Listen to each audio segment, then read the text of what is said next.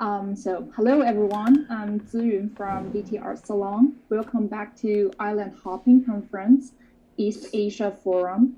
This is the second session. Today, we are very honored to have these wonderful panelists to join us. First of all, Ade Darmawan is the member of Indonesia art group Ranggupa. He will give us a picture of how the art field responds to the COVID crisis in Indonesia. And here we have Louis Ho. He's an experienced independent curator. In today's presentation, he will introduce an illuminating exhibition named Flat as a response to the 2020 pandemic in Singapore. And we have Tessa Maria Song with us as well. She's a curator and educator based in Manila. According to her observation in the Philippines, she brings out an intriguing question. What modes of thinking and imagining the future can we now engage? And finally, we have Su Huiyu, a visual artist and also the co-founder of BT Art Salon. He will share with his experience participating in the Rotterdam International Film Festival last year with Taiwanese artist Zheng Xianyu. So welcome everyone, and now I'll hand over to our host today. Hello everyone. It's very pleasure to be here and also to have all the nice participants here today. Then I think for the video art salon started from 2017. Then we have initiated this island hopping projects at the first time. Then during the time we are all thinking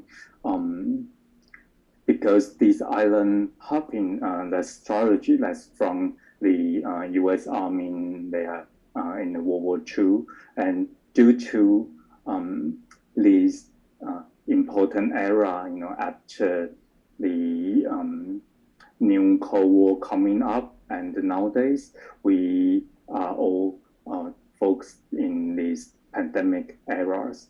So we thought that for the video artists, we all thought that's a very, very new era, or that's very strange things. It's kind of like getting back to the 100 years ago, 1920s or 1930s. The whole world become like a new mapping and the new shifting. Then as an artist or art collective, what we can do and what we can focus it. So started from 2017, we the Iron Hopping project is kind of like a reverse back to the World War II, the American Army's the strategies. Then we first step we went to the Philippines and at the Vargas Museum, and we have our first show, and also we invited the curator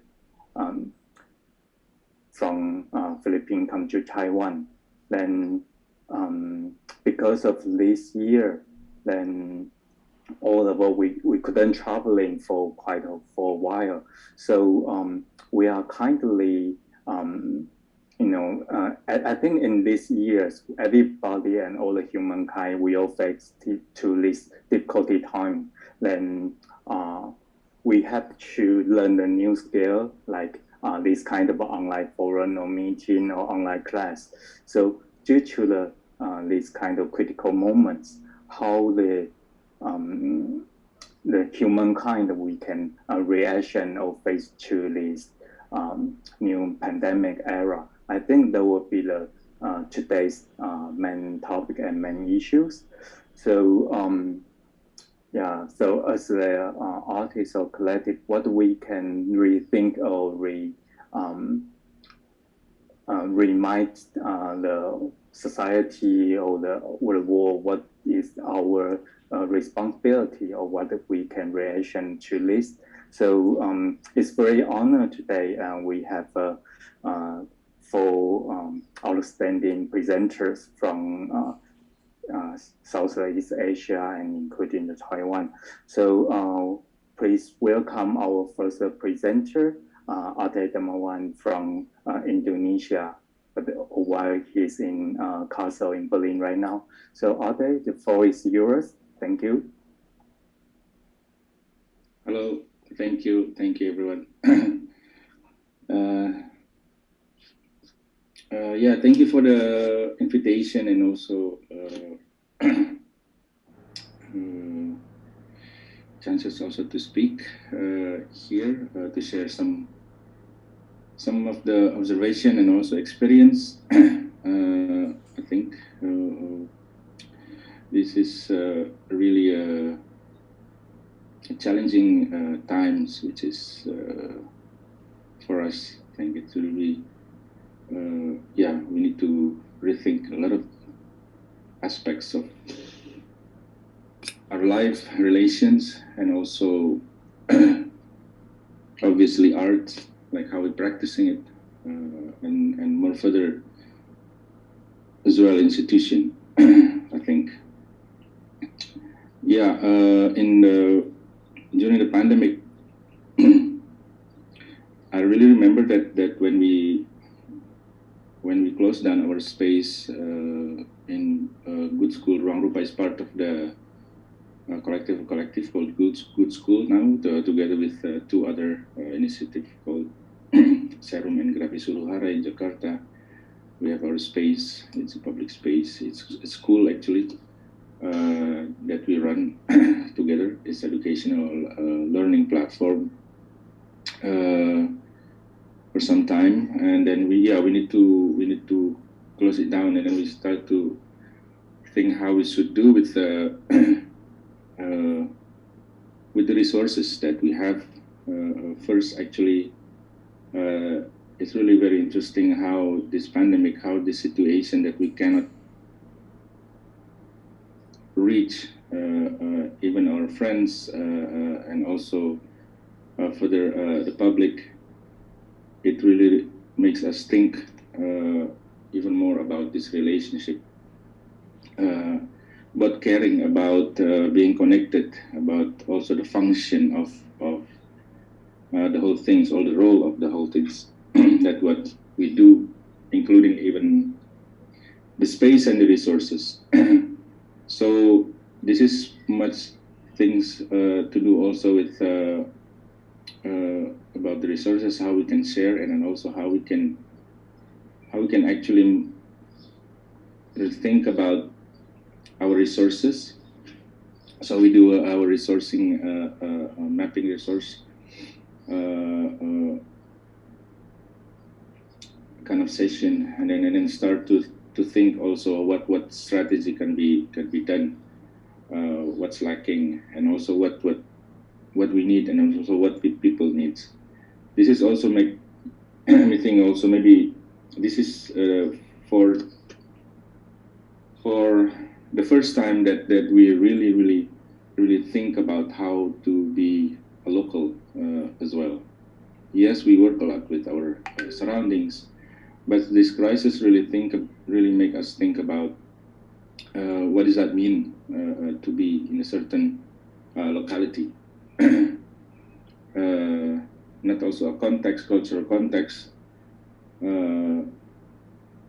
what is abstract, what is very much intangible, but what is it also being physically or architecturally, spatially in a certain place?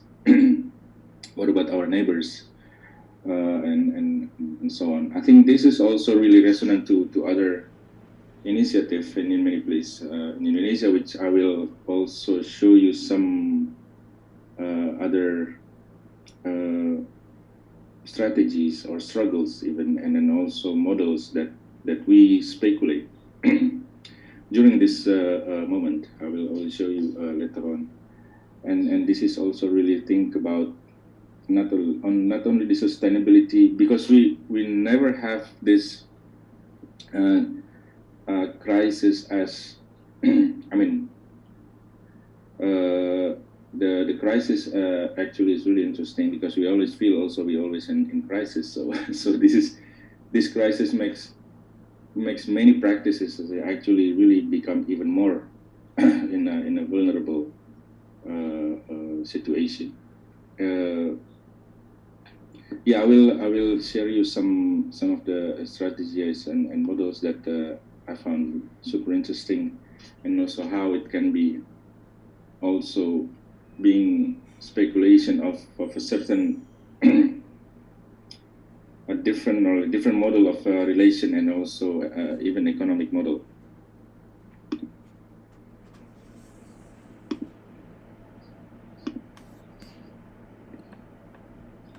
I hope you can see my screen. Wait. Yes, we can see the screen clearly. Okay. Thank you. Is it good enough, big enough? Sorry, this is my old PowerPoint. Yeah, we can see the screen. It's become hourless and pointless right now.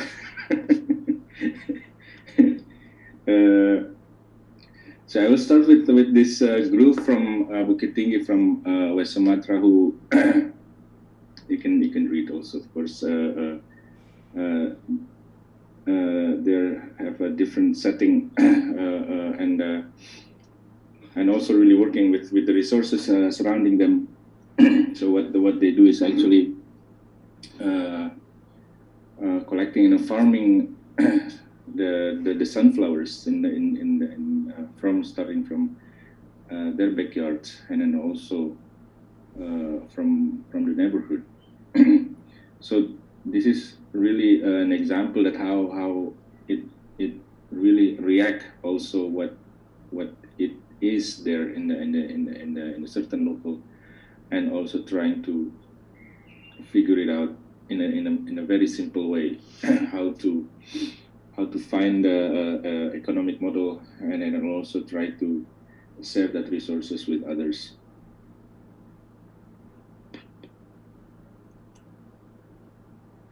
This is another thing actually that they do as well. So they make they call it illustration for donation. So because there is a lot of, I mean, in Indonesia there's so many people that base their economic model on the streets, and during the crisis, with the lockdown and many things, it's really a big challenge for a lot of people. It's really changed their economy situation, because they cannot come out and really circulate their economy on the street. So this is also one of the things that sort of like the initiative or the collective becomes sort of a mediation from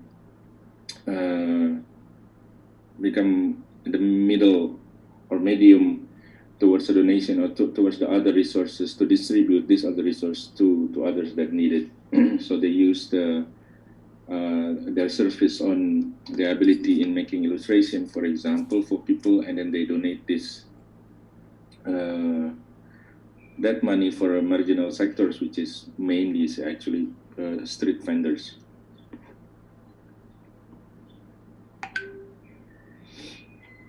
This is MES 56. Also very interesting, quite a experience collective photography from Yogyakarta, MES 56, which is really basically working a lot with the people surrounding as well.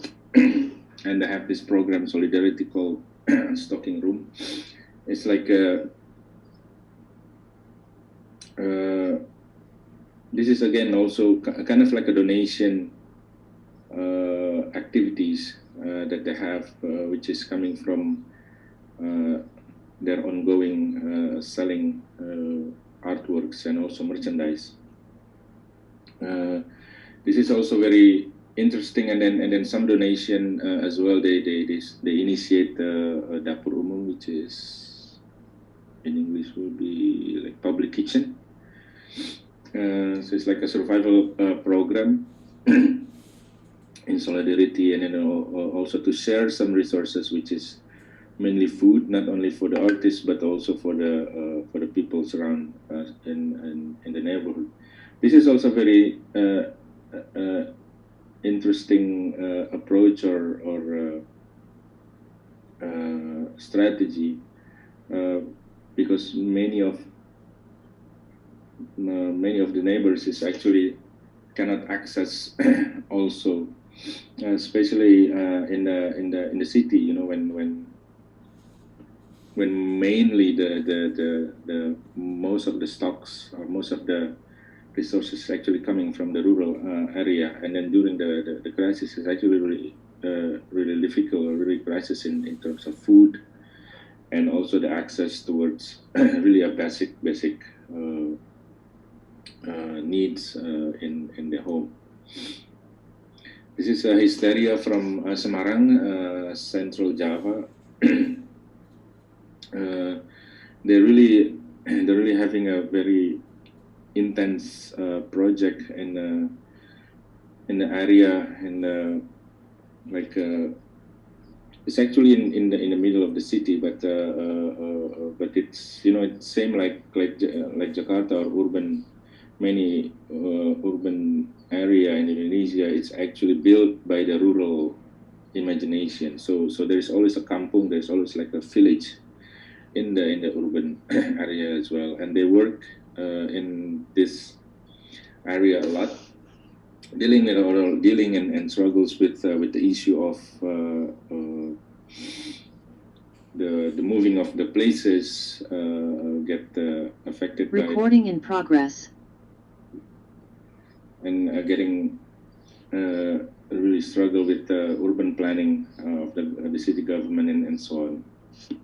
So they really have a very interesting project in that place to speak out, or to voicing the recording stopped, the voicing of what's happened there, really what happened in the village or in the kampung. So they're creating and managing a project, for example, with the villagers, and then also creating a village infographic for what's really going on there, together with the villagers, and then so people can really have more access or more possible access towards what's really going on in the village.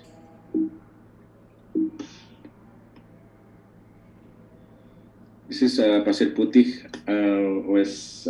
from West Nusa Tenggara.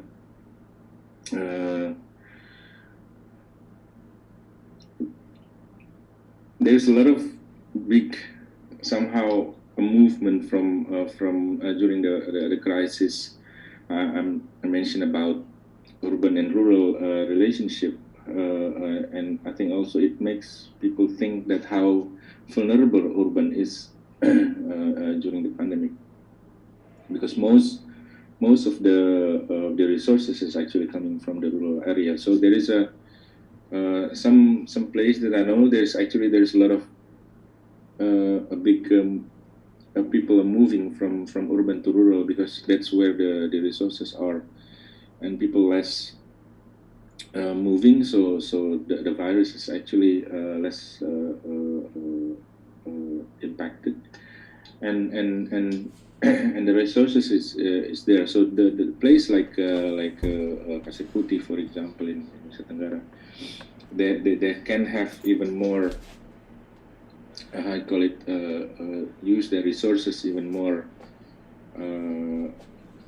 better than before, and then they can help others even more, actually, because for the first time we see how vulnerable and how precarious is the urban society in connection with resources and daily basis resources.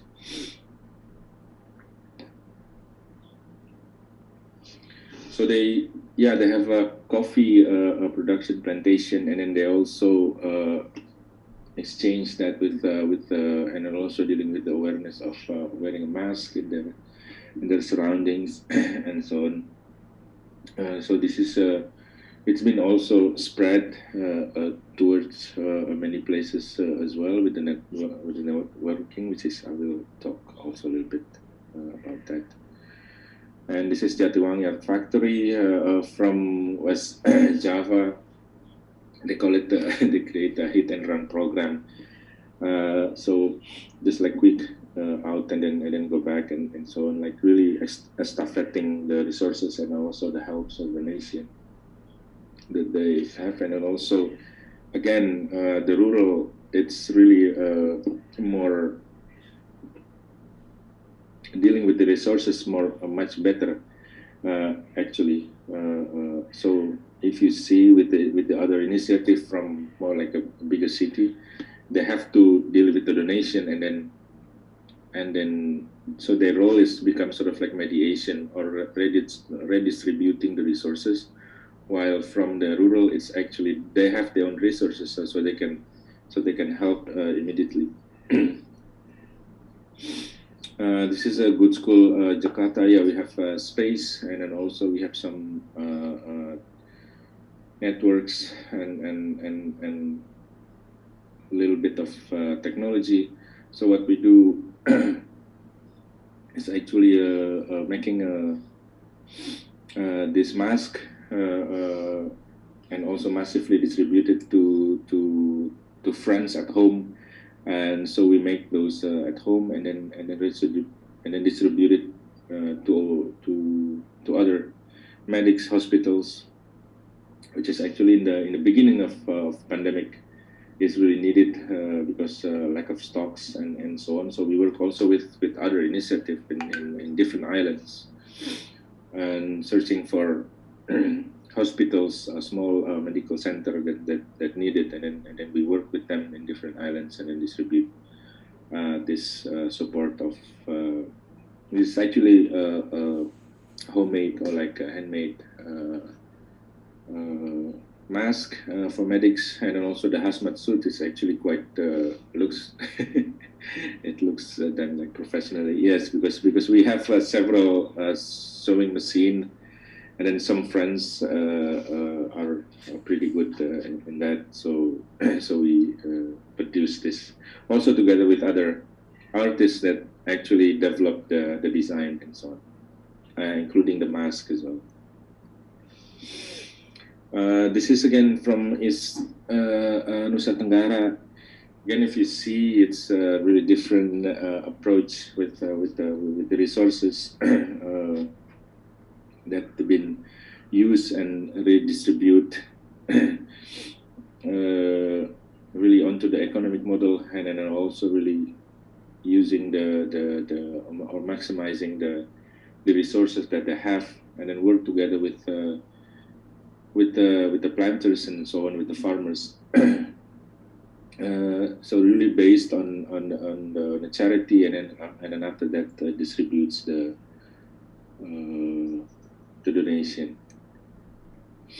This is Siku Ruang Terpadu from Makassar, South Sulawesi, another island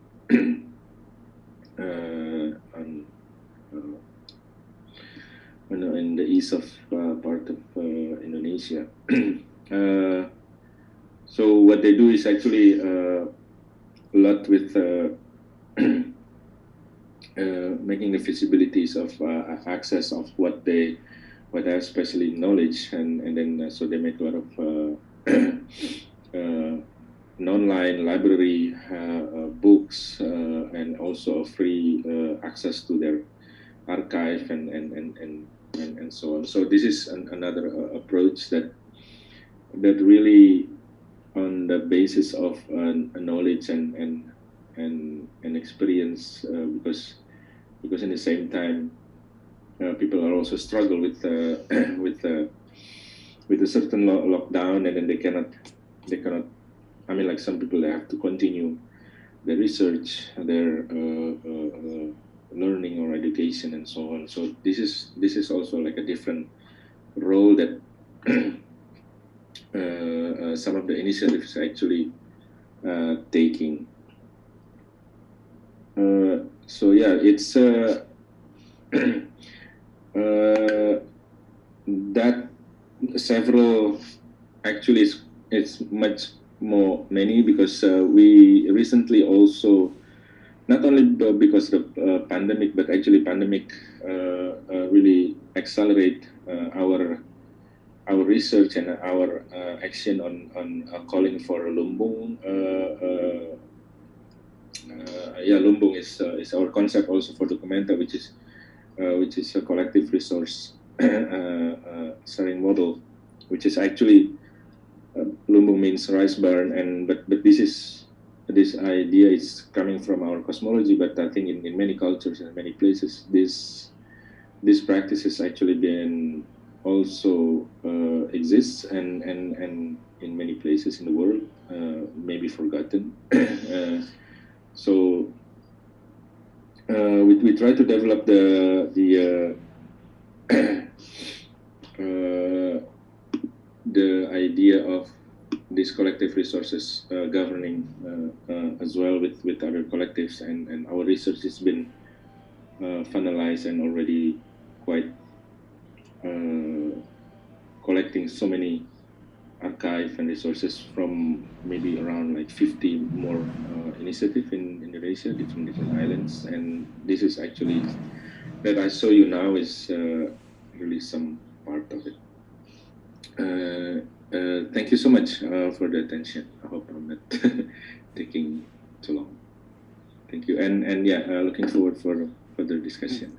Yes, thank you. Yes, thanks to Ade bring us, these really wonderful and really admiring presentations. Yeah, and I think the arts activism is really important during this era, because through your presentations we can see different perspectives of how the artists or art collective they use their resource and to do the reaction for this pandemic, and how to get the sustainability and to survivor, or even for struggling. But I think we all have different cases, and then we can sharing, we can learning from each others. Yeah. So also looking forward to have our discussion later on. So now let's welcome our next presenters. Luis, are you here? Hi there. Yeah. Can everyone hear me? Yeah. Yes. Yeah. So please start it. Okay. Thank you, Takun. Hi everyone. Thanks for having me once again, Takun and the VT Art Salon team, including Bayu. Very glad to be here. My name is Louis. I am an independent curator based in Singapore. I used to be with the Singapore Art Museum, but these days, for the last year or two, or a year and a half really, my independent career has sort of coincided with COVID or the pandemic, which is quite surprising for me. Unsurprisingly, that has, well, a lot of my recent projects as an independent curator has really been about responding to the global crisis, I think, that's engulfing all of us now. And it's been really interesting to see how different strategies are being deployed by different artists in various parts of the world to respond to what's happening, this crisis, which is why I loved Ade's presentation, right? It was just really interesting to see how artists and cultural workers and creative professionals are really responding to very, very difficult times in Indonesia. And I'm very much looking forward to Lumbung, the exhibition. For now, however, I'd like to speak about an exhibition that I put together last year. This was in Singapore at a gallery called Sullivan and Strum. There is an arts precinct called the Gilman Barracks in Singapore with a number of private galleries, and this is where it was. And the exhibition was really about, the curatorial sort of brief I had in mind was to have local artists, most of them young. Local artists respond to what were really unprecedented, very trying times. I know that's an overused phrase, but it really does describe what's been happening to all of us quite accurately. Anyway, the pandemic hit Singapore rather hard, as some of you may know. I believe Taiwan had a much easier time. And there was a quasi-lockdown, which we call a circuit breaker, from April to June last year in 2020. And right after the lockdown, I had a show called Flat. And it was really about, and I was playing with the numerous meanings of the word flat, right? Flatness can be both an emotional and a physical state. And I really wanted to look at that interplay between both users of the adjective. Flat was first conceptualized as a virtual presentation, so a virtual show. And after the lockdown or the circuit breaker was lifted in Singapore, we then staged it as a physical exhibition. So it ran from June to July last year. If I can share some of those images right now.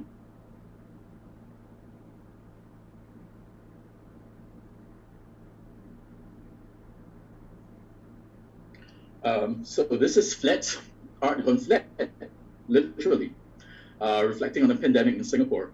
I'm going to talk about why I want to do the flatness as well and the sort of works that went into the show. As you can tell from this shot, a lot of the works were very small, and there is a palette. There is an overarching palette here. Most of the works were either white, black, gray. It was an extremely monochromatic presentation, and that's absolutely what I wanted. I did not want any colors, and in fact, I told the artists most of the works were produced, especially commissioned for this exhibition. And I told the artists, my brief to them was absolutely no colors, no bright colors. And surprisingly, there was very little opposition.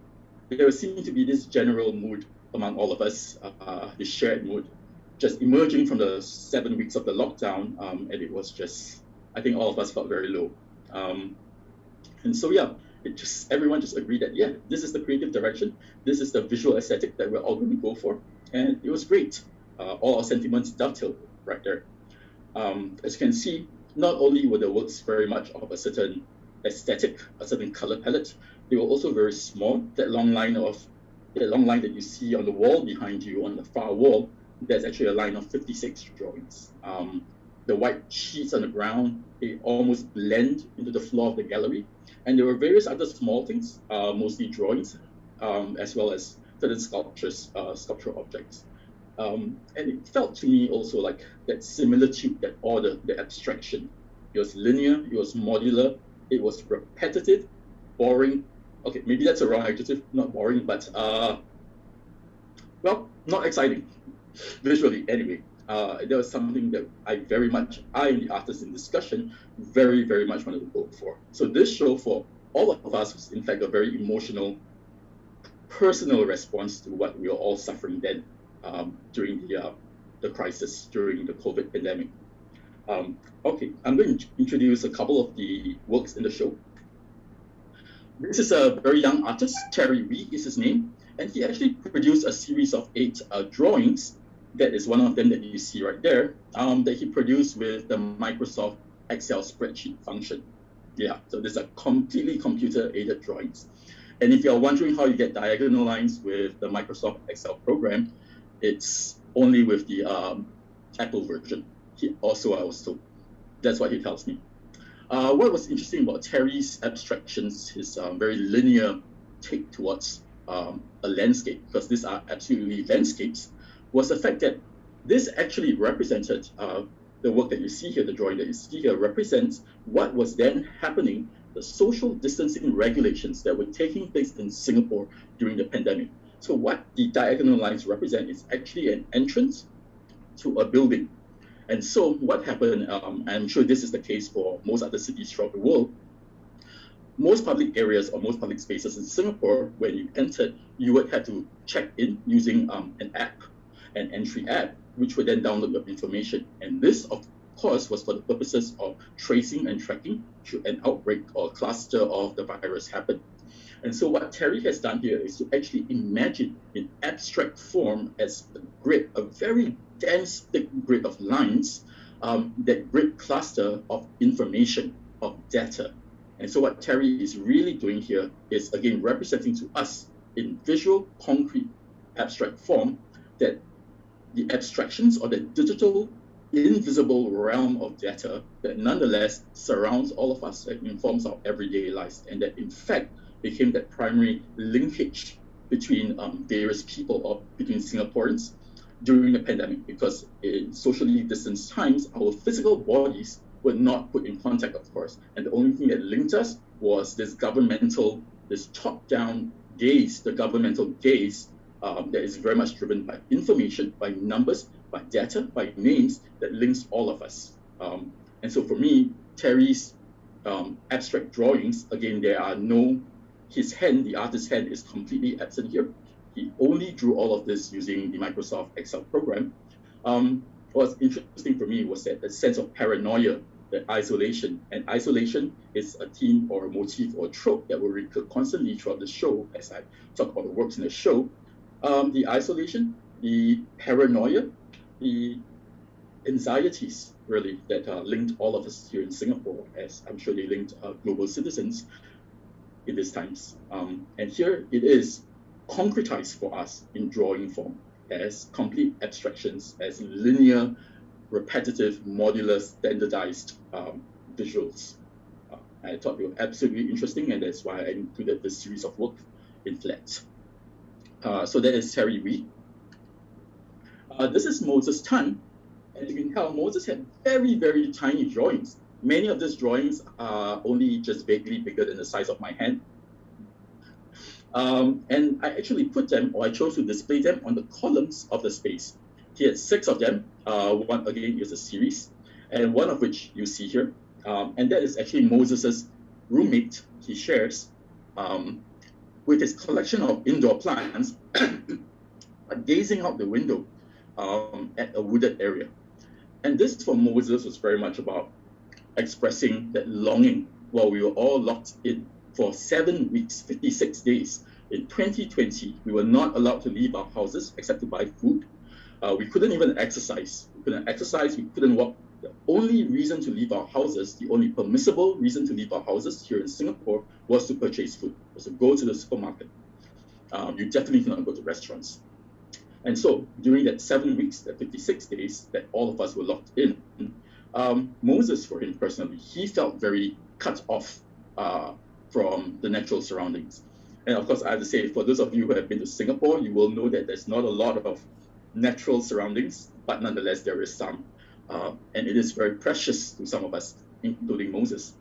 But perhaps what is interesting about Moses is the fact that he's also queer.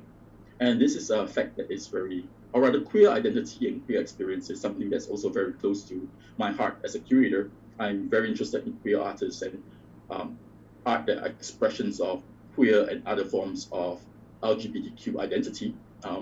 In this respect, I believe Taiwan is far ahead of us because, of course, Taiwan has now recognized same-sex unions. It is now legal in that country. In Singapore, something that is called Section 377A, which is a holdover from the British colonial era. So other British ex-colonies also have the same law. It's also called 377, including countries like Malaysia and Myanmar in Southeast Asia, which prescribes or illegalizes or criminalizes same-sex sexual activity, especially between men. And so in this respect, the lockdown really affected, I think, queer and non-queer or heteronormative families and people very, very differently. And this is what I found so fascinating about Moses' drawings, right? Because they expressed beneath the drawings themselves was a reality for a lot of us queer people here in Singapore. While you were locked in, while you could not see your family members who lived elsewhere, that's fine. If you live together as a family, that's all right. You share the same space. But if you don't, because again, you are not allowed to marry, same-sex partners are not allowed to be married, and many of them don't live together, because Singapore is also a very small country. Many queer people live with their parents, actually.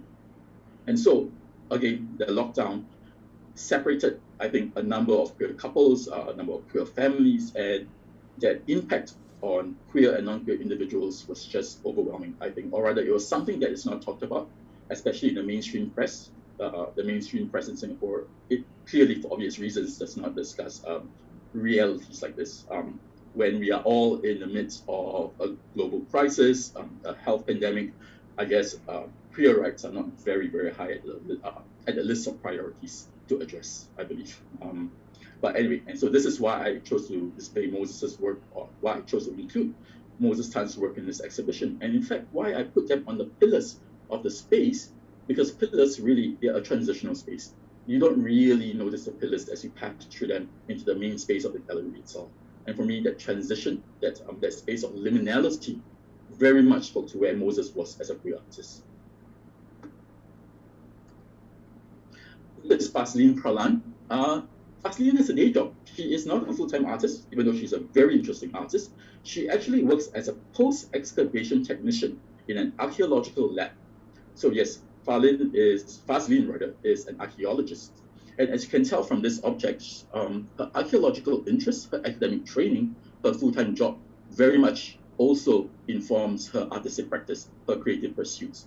So what you actually have here are 3 objects crafted from cement, that is the inner armature, wire mesh, paper, and acrylic paint. So what actually looks like bits of broken off slabs or architectural fragments or archaeological relics dug up from the ground are just nothing but everyday materials put together, painted, carved in size, and made to look like they are 200 years old. What I love about Faslene's objects is they are absolutely humorous. So as you can tell, what she has actually incised into the surface of her pseudo relics are actually items that have become very important to us or to Singaporeans during our everyday lives under lockdown. You can tell from the detail in that photo that I've shared right there, there is a face mask, there are several wine glasses, there is also a roll of toilet paper, and this is the very humorous take or reflection on the fact that when the lockdown was first announced, there was a mad rush for toilet paper by Singaporeans in supermarkets. Please don't ask me why that is. There are other forms of paper. I didn't understand it, as did a number of my fellow Singaporeans. But nonetheless, it happened. There was a mad rush for toilet paper, and it became something of a national joke for some of us. In fact, many of us. So nonetheless, there's a roll of toilet paper right there. Next to that roll of toilet paper, you can see a square or a rectangular object rather, and that's a monitor. That's a computer monitor, and that's how Faslene really managed. Well, that was her primary mode of communication or linkage to other family members whom she did not live with, because it was also during the lockdown that Hari Raya, which is the main festival for the Muslim community here in Singapore. Hari Raya, unfortunately, in 2020 happened during the lockdown. And there was no way you could visit your relatives. Hari Raya for the Muslim community in Singapore, it's not too different from the Lunar or the Chinese New Year for the Sino-Singaporean community, for those of us of Chinese descent. And so you would go visit your relatives, you would hang out, you would chat. It's a time of reunion. It's like American Thanksgiving. So unfortunately, that could not happen for Faslene and her family, as it did for numerous other Muslim families here in Singapore. And so that computer screen, Zoom calling, was the main mode of reconnecting with your relatives, your friends, and your loved ones. And so there are other objects as well. There's, by the way, for the Taiwanese, you'll be interested to know, there's also some boba or bubble tea, which of course originated in Taiwan, but it's a big thing in Singapore. Singaporeans love it. And in fact, there's something of a milk tea alliance with Taiwan and other Southeast Asian countries at the moment, for those of you who are interested, of course. So that is Faslene. The images are poor in this one, and I do apologize for that, for obvious reasons. This is the work of Daniel Chong. And so what he has actually produced here are 42 straws. But they are not actual straws, they are resin sculptures. So these are actually resin sculptures of used straws, chewed, bitten, bent, as you can tell. And I like the fact that they are bent, some of the straws, or in fact a number of them, because Daniel himself, again, not like Moses, identifies as being queer. And of course, being bent is the opposite of being straight. And so in the States, at least, where I used to live in New York, being bent was a synonym for being queer. And so here are 42 bent straws, and they are used. or rather they are replicas of used straws. And the number is actually a reference to the number of takeaway meals that the artist actually ordered during the lockdown. Of course, you couldn't go out, you couldn't leave the house to buy food, but you could also get takeaway. And so for the artist, this was just a very real reflection and reminder, again, of the very trying logistical realities that afflicted many of us during the lockdown. I'm sorry, I know complaining about takeaway food is a bit of a first world problem, hashtag first world problems, right? Unfortunately, but this is Singapore we're talking about. And for Daniel, it was, as for many other Singaporeans, myself included, it was something that we had to. It was a whole new way of life, a whole new mode of being, a whole new mode of adjusting, a whole new mode of living. In fact, the subtitle for this work is Monument to Existence. And it is a very real, it is a very mimetic monument to his existence during the lockdown. So that is Daniel. This is Genevieve Leong, a female artist. That is a close-up right there, the inset photograph of her work, which consisted of a number of sheets on the ground that you can see. And those sheets are actually made from white tack. And white tack, of course, is the white equivalent of blue tack. And blue tack, of course, is that everyday adhesive that you use as an adhesive. And so what Genevieve has done here, she has brought up huge sheets of white tack, cut them out, and placed them on the ground in the gallery of Sullivan and Strunk. And the reason why she did that was really, she was thinking about spaces and the homeliness and the natural, her body in her space. So what she was trying to do was to recreate her studio space here, or rather to recreate an uncanny version of her own studio space. Because of course, studio spaces for artists are safe zones, are safe spaces. It is where your body feels most comfortable, most at ease. But here, in using white tack, a material that mimics the floor of the gallery, so it's almost indistinguishable from the floor of the gallery, so it looks very, very much at home.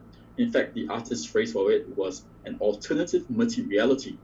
So what is an alternative materiality? It almost looks like the floor of the gallery itself. It's not. If you stepped on it, you would definitely leave an impression. Your foot or your shoe will leave an impression, and you'll likely leave a colored imprint. And in fact, over time, what was interesting about this alternative materiality of white tack for Genevieve was the fact that it would harden. Over time, in air conditioning, white tack would harden and it would meld onto the floor, the surface of the floor beneath it, becoming almost sticky. And that was something that she was very, very interested in as well. The title of this work was Normalcy. And so she's very much thinking, I think, about how the white tack sheets actually looked very normal and at home in the space, but over time will become this uncanny differentiation. There will be an uncanny differentiation of these sheets on the ground, on the floor, and in fact would probably be a trap. Again, you would catch if you didn't see it, you would catch your foot in it and it would stick. And so for Genevieve, that was something that she was very much interested in. The long line of drawings, this is Fiona Xiao. And her work was very much a straightforward reflection or response to the lockdown. There are 56 drawings in this series, 56 linear abstract drawings, and you can tell she dated and timed every single one. So every single drawing in this long series is both dated and timed. She literally time-stamped her drawings.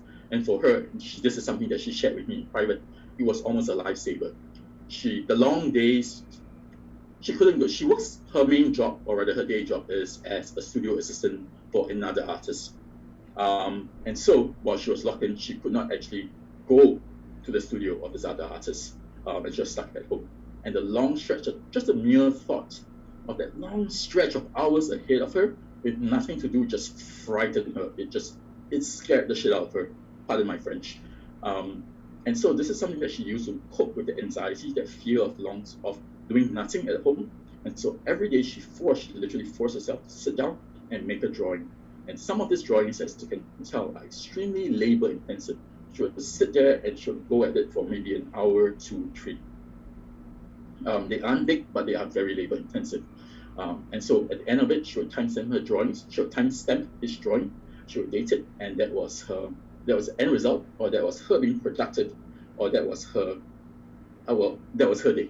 That was what she would do to keep herself busy. That was her product. That was her result, the result of her day. And so I chose to include these drawings, or I chose to present them in this exhibition as a long line. It's just stretched across the entire span of the wall.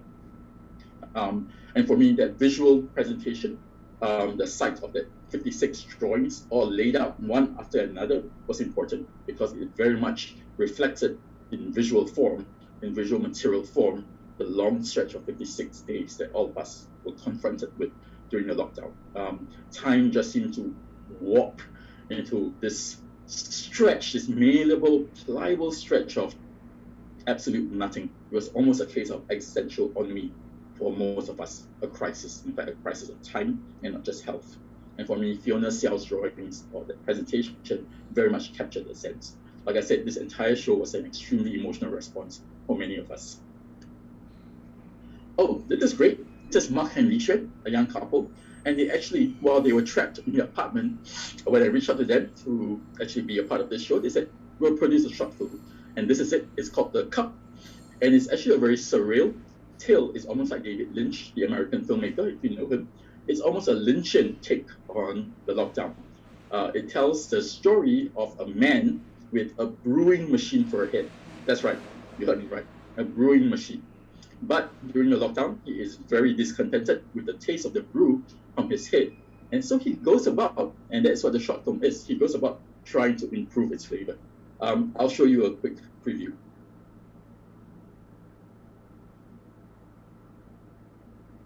Sorry, let me just...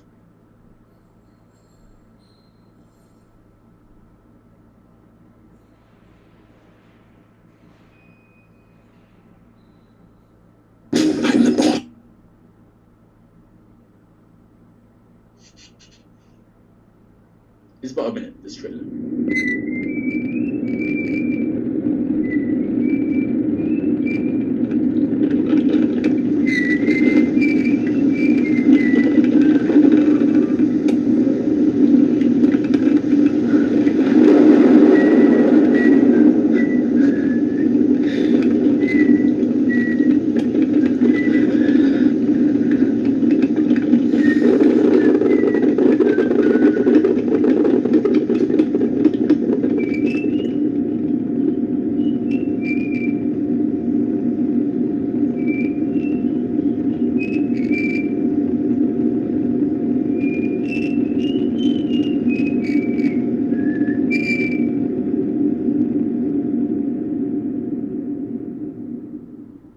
So there was Mark and Li Xuan's The Cup.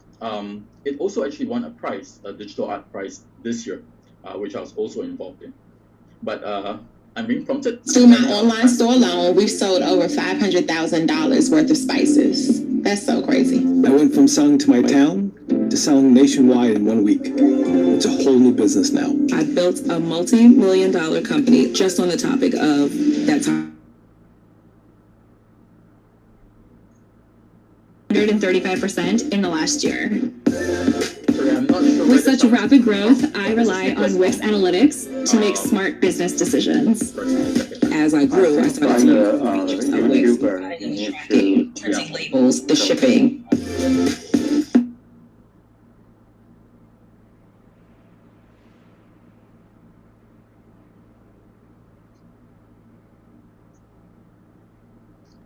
Anyway, I'm sorry, that's Nicholas Ong.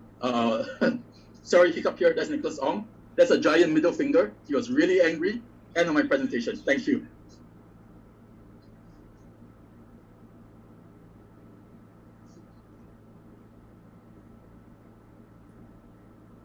Okay, thanks, Luis, for these outstanding and remarkable presentations.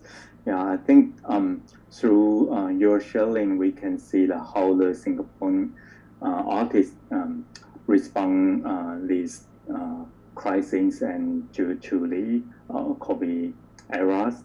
And I think there's a lot of works, yeah, all deeply to reaction, everything. Yeah, so I think after Luis, then we will have Tessa from Philippines. Yeah. Hello, Tessa, are you here? Hello, Darwin. Hi. Good afternoon, everyone. So please go ahead, Lisa. Okay. So I'm very happy to be sharing this space with you, and I look forward to a vibrant conversation, not only with colleagues on the panel, but also with our audiences. I would like to thank VT Art Salon for the invitation to take part in this relevant exchange, the topic of which is foremost in our minds, but to which we don't exactly have a definitive answer. Yet, isn't indeterminacy and unpredictability the very nature of the future? We were asked to consider a few questions for this discussion panel: the effects of the pandemic on the Philippine art world and culture sector, the ways institutions and artists responded to the restrictions arising from the pandemic, and whether a return to a so-called normal life is at all possible. In this presentation, I will share an overview of the situation in the Philippines with specific focus on the arts and culture sector in Metro Manila, where I reside. I will reflect on the shared predicaments of art practitioners and culture advocates by reflecting on 3 projects I did during the pandemic lockdown in the Philippines. Let me share my screen with you.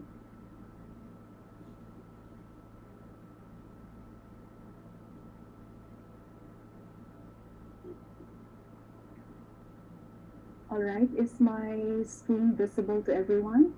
All right. This would lead toward reflections on the future and ideas of futurity that are grounded in the work I am currently doing for the forthcoming 2021 Asian Art Biennial at the National Taiwan Museum of Fine Arts in Taichung.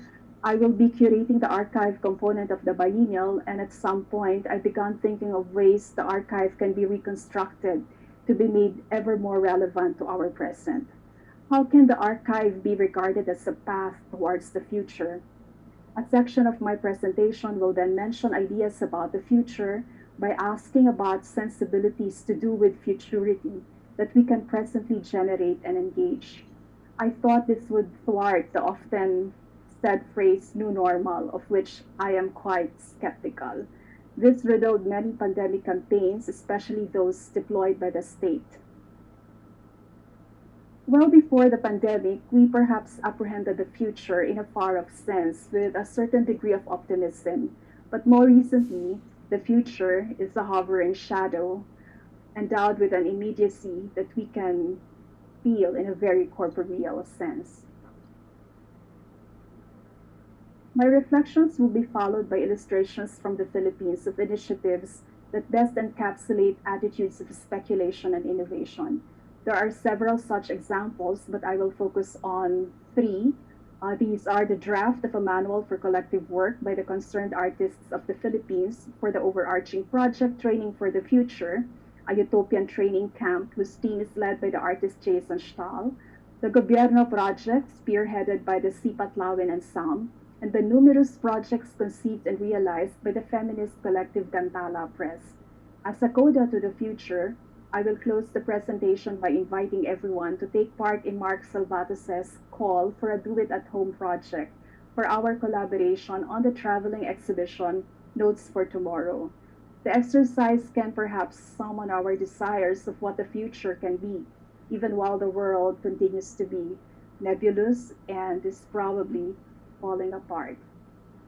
While artists and cultural workers seem to have been at the front line of pandemic relief efforts in the Philippines, little support has been given them, as was the case for the rest of the Southeast Asia region and other parts of the world. Our support and relief networks were mostly self-organized. It wasn't only the fear of contracting the COVID-19 virus we contended with, but many of us also faced the loss of income, the postponement, and even the cancellation of projects, events, and exhibitions. Most worrisome of this is the continued persecution and repression that artists and cultural workers suffer from the state. The pandemic lockdown in the Philippines was one of the longest implemented in the world.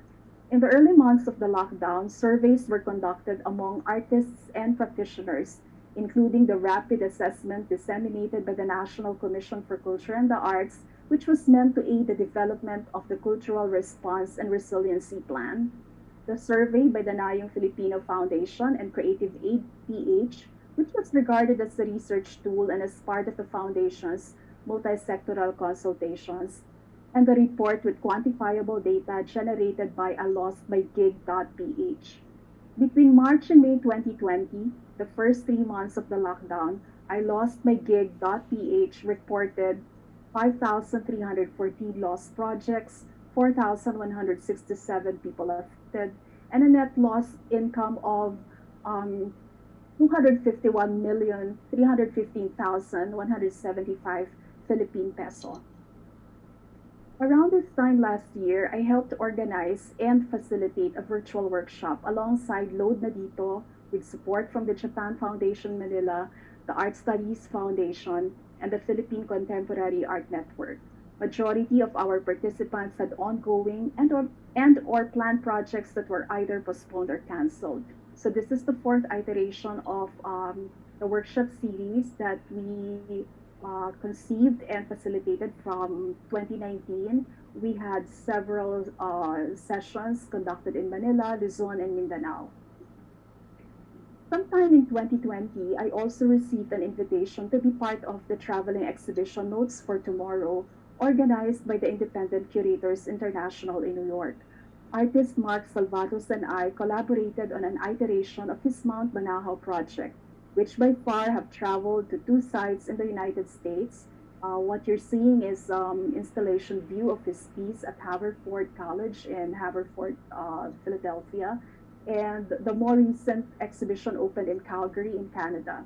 The project is called Ang Araw na Nakapita-Pita, or That Day Most Eagerly Awaited, a line from the Passion, a prayer and a hymn recited and sung by Catholics during Lent in the Philippines. In the latter part of the year, the Philippine Contemporary Art Network, in coordination with the University of the Philippines Vargas Museum and the Japan Foundation Manila, hosted its curatorial development workshop. We launched the physical component of the exhibition proposals by selected participants alongside exhibitions curated by the director and coordinators of the Philippine Contemporary Art Network. I curated the exhibition We Are Going to Have to Live Outside for the Proto-Para Rethinking curatorial work at the UP Vargas Museum. So we're looking at Mark Salvados' installation at the lawn of the museum called Whistles.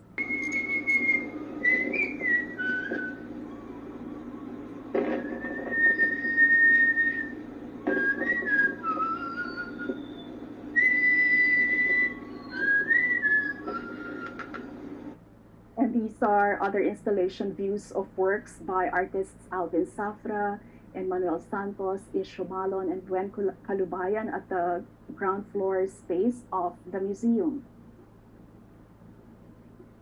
All 3 projects required a rethinking of how things were done. Virtual meetings, to which I'm not exactly used to, streamlining tasks, especially those to do with logistics, and a rethinking of the requisite components of exhibitions. These echo the so-called changes and acceleration of processes that shape the Philippine art world. There were numerous online exhibitions and virtual viewing of works, with museums and institutions operating at limited capacity. It was remarkable, however, that commercial galleries continued mounting selling exhibitions, with several new spaces opening despite a slowdown caused by the pandemic. Local residencies and mentoring programs initiated by artist groups and artists themselves were launched with exhibitions as projected outcomes.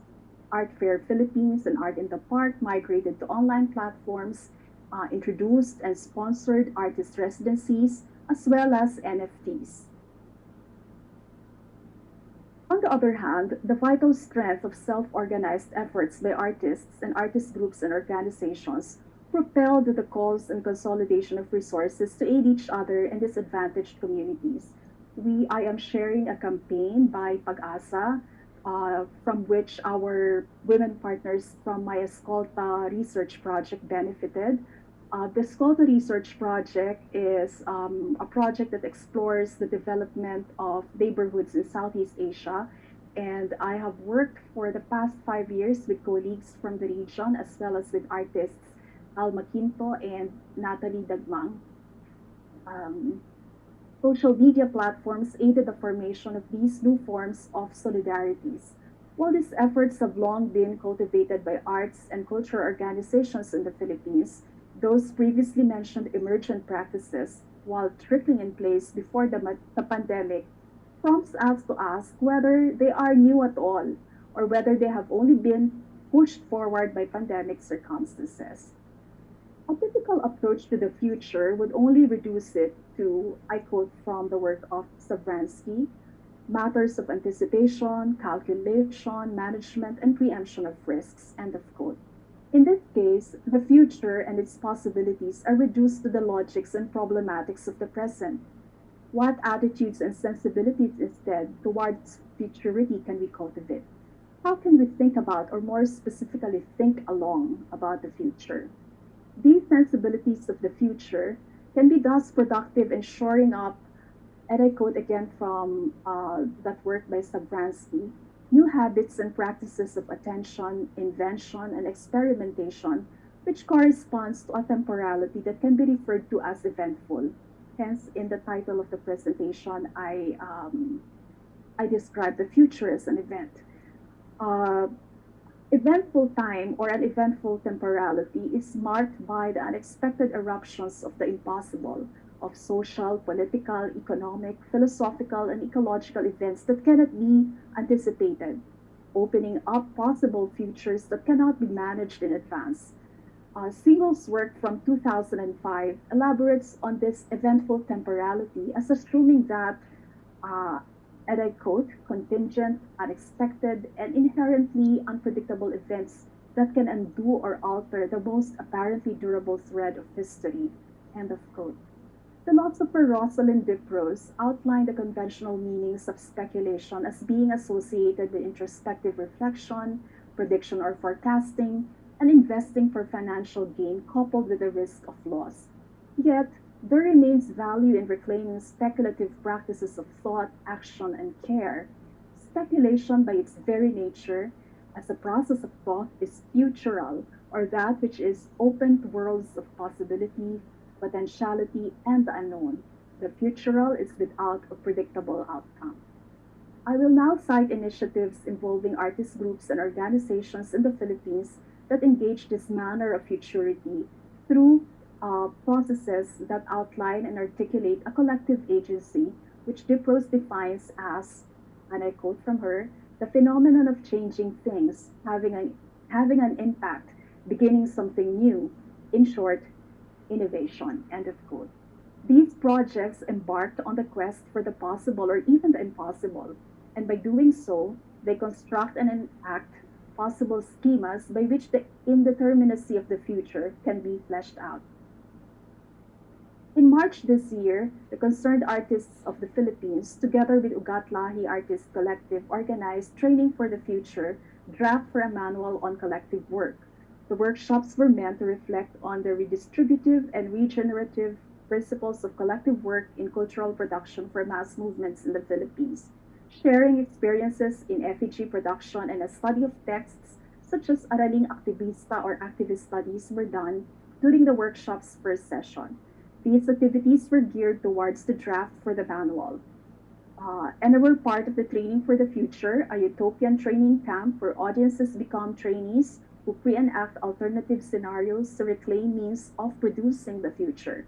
The workshop in Manila happened alongside parallel events across cities in Argentina, Colombia, Italy, South Africa, Switzerland, and the US.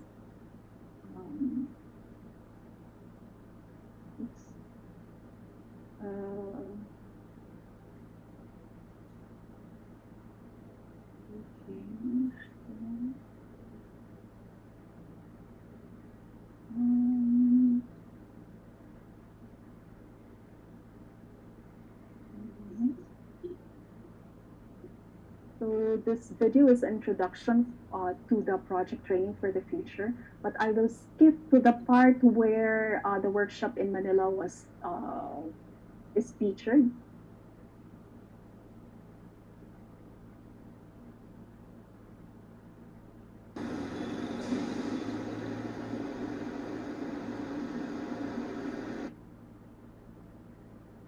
Sorry.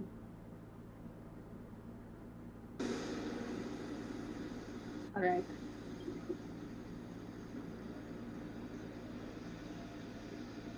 Making kasaysayan at pagko-contextualize ng FPG production sa Pilipinas. Na may particular na focus doon sa quality. Pinakita ko lang graphically. Iba siya. So, magkikita-kita sila. Pero, eventually, yung siya nakahaluan na siya naman. So that is a snippet of the workshops conducted by the concerned artists of the Philippines. I'll go back to my presentation. This is a bit confusing, so bear with me.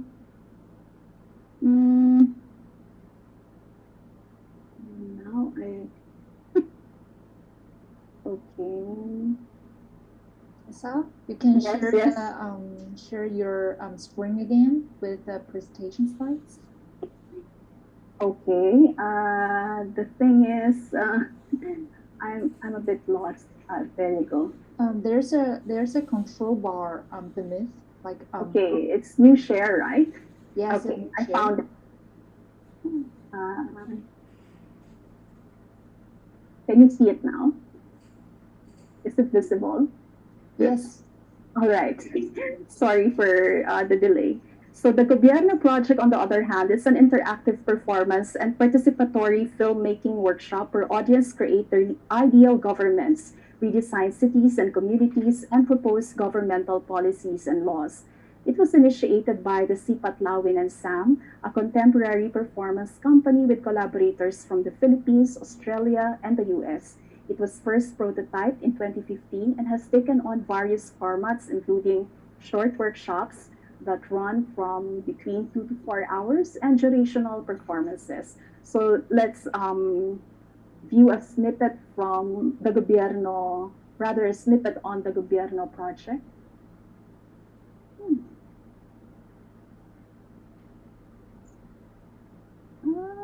Sorry. There.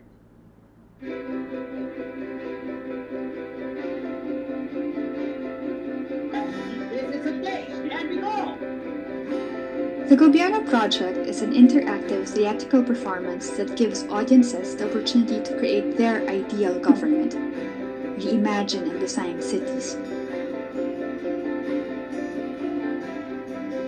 propose new governmental policies and laws,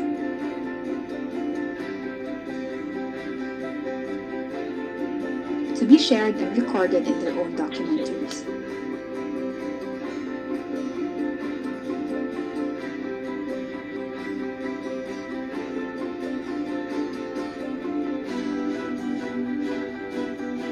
Through this project, we wanted to bring people together in a safe space where people can share their concerns and raise important issues regarding their country,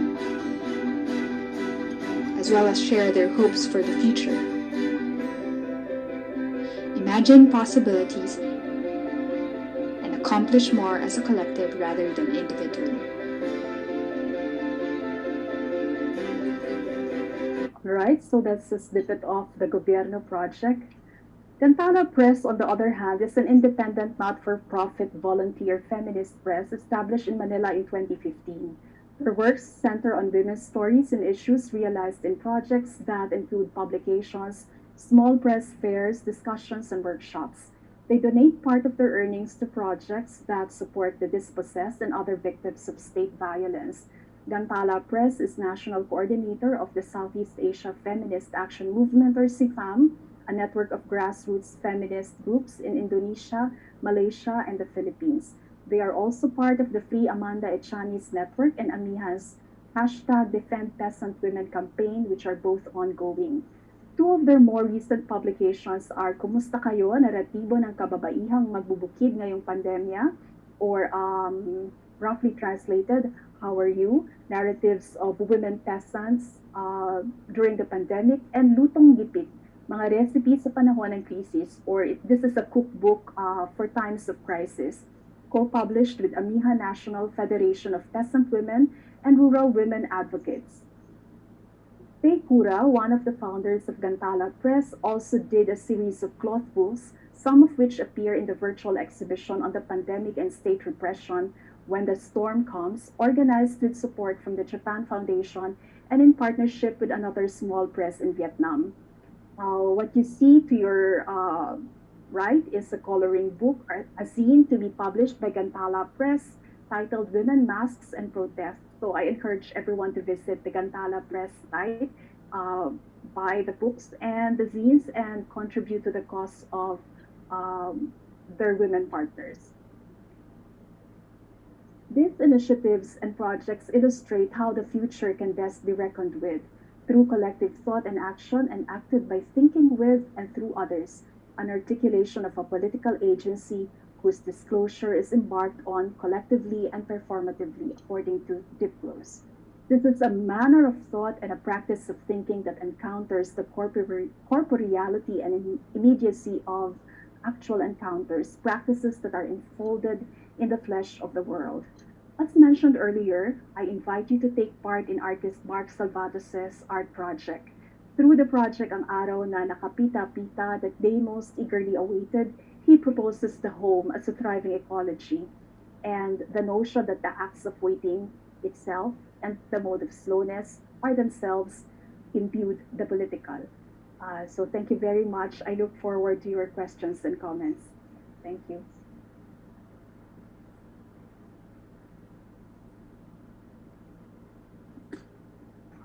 Hello, thanks Tessa to bring us these wonderful presentations, and we can see lots of Filipino artists and the art collective, how they are respond from the economy or the virtual exhibition, or even for the workshop performance, and from the agricultures. I think which is also really important for all of us to rethinking what art can bring for our societies. Yeah. So I think later on we will have our artists from Taiwan, and also one of our partner from VTR Salon, Hui Yu, and Su will bring us his new conducting piece, and which is also a virtual performance. So Su, maybe from your perspective, you can bring our audience today's different thought and different way, please. Yeah, thank you, Dakun. Can you hear me clearly? Yep. Yeah, okay. Hello, everyone, and hi, Prasad, and Dakun, and Aliang. So it is my honor to participate in the panel.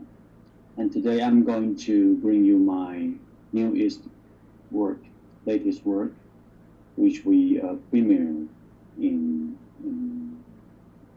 a few months ago in Taipei, and then we will bring that to Rotterdam for the festival, the film festival, next January.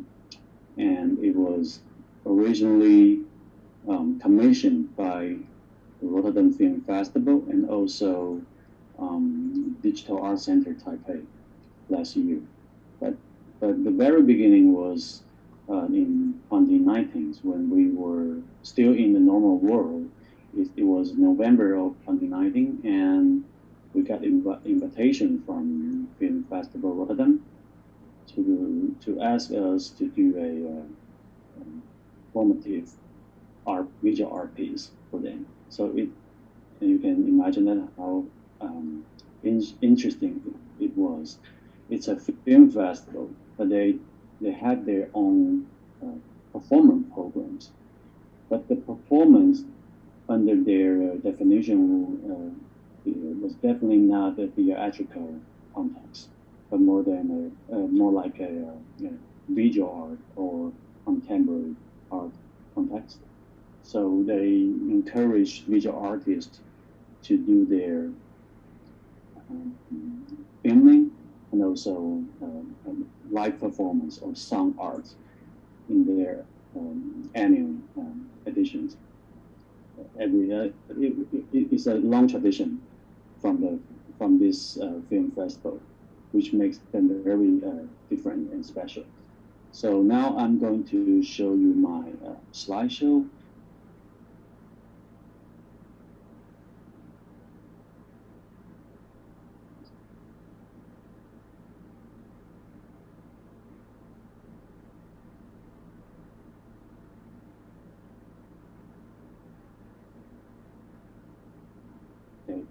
So the subject I want to share with you today is a plan B for the pandemic.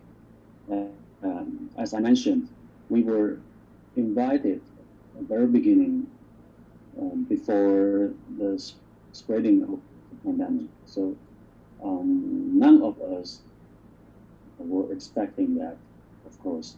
No one had the vision, or no one could predict how this world became a chaos right now. So, but luckily, we proposed a very interesting live performance piece for the festival in November of 2019. We plan to do a remote mobile devices and AR effect, and also a live streaming, social media live streaming system, which can broadcast a human performance. So basically, ideally, every participators, the audiences, they can broadcast for us when they visit the show. This is the basic idea. But few months later, when the COVID-19 appeared, then all of us realized that we are facing a new situation. So then we started to discuss and negotiate with each other. How can we transform the show, or we construct the whole idea? So I'm going to introduce the background first. The work we proposed today was called Revenge Scenes. So it is a mobile devices performance. So of course, in Taipei, the Digital Art Center, they were interested, and the International Film Festival, they were interested too, because it seems a new possibility of watching, or that can challenge the way of watching a movie or a performance both. So they both love it, and this is how we started. And the show was supposed to be presented in Rotterdam theater first in the Netherlands, but as you know, it was supposed to be premiered in Dutch this June, as we planned last year.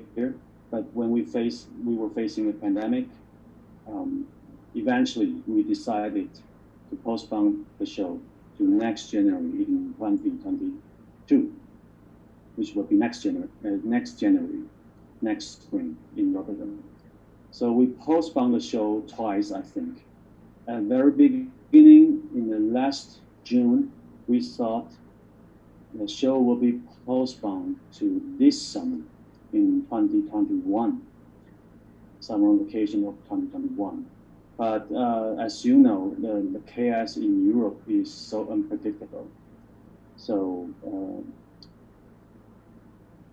just about 2 months ago, in early May, the whole office, the Rotterdam Film Festival office, they decided to, I think they probably canceled most of the physical performance in their summer program.